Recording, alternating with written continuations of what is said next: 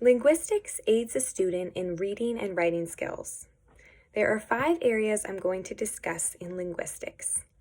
They are phonology, morphology, syntax, semantics, and pragmatics. To start, phonology is the sound patterns of language, either spoken or written. Phonemes is a part of this, and that is one individual sound, such as a or b. Students obtain the skill of looking closely at what they are saying or reading to find distinctions. If it is meaningful, then it is considered a different phoneme or one sound. An example of this would be the word dessert versus desert.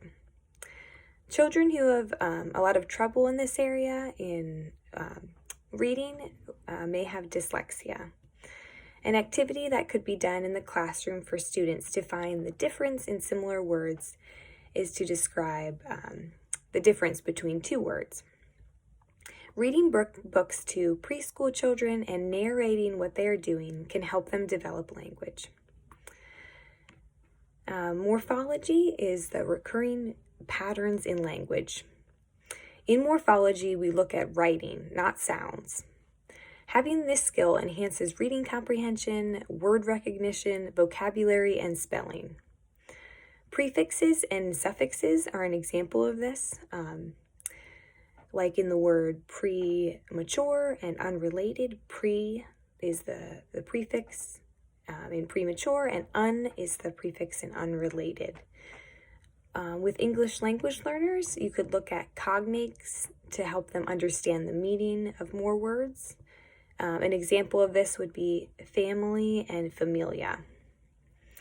Also with ELLs, the teacher could post new vocabulary words on a word wall and review this often. The next area we'll talk about is syntax. Syntax is using correct sentence structure when writing.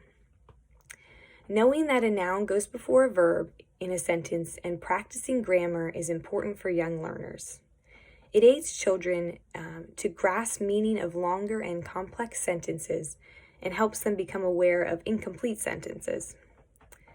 Using conjunctions could be practiced, as kids can write one part of a sentence and add on to it with an and, but, or. An activity of identifying whether a sentence makes sense grammatically could be done. We'll now talk about comprehension of language.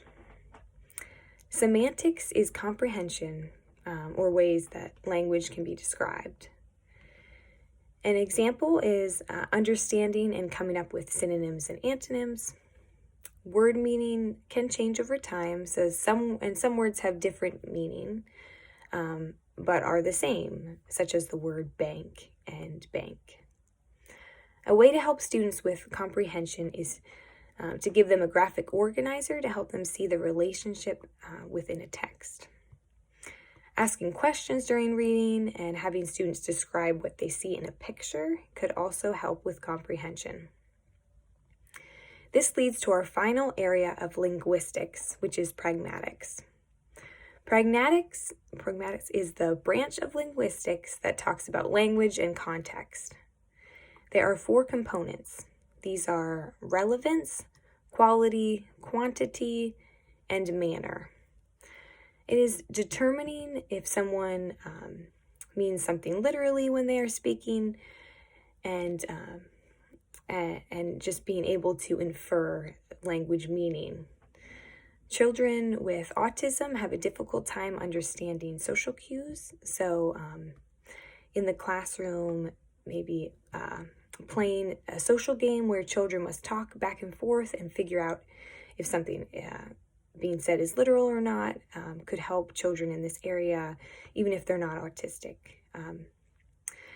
Also, the teacher describing the meaning of a phrase, like the cat is out of the bag, what that actually means, could also help in this area. These are all important for a teacher in helping children communicate well in speech or in writing. This is a skill that is needed to succeed in life.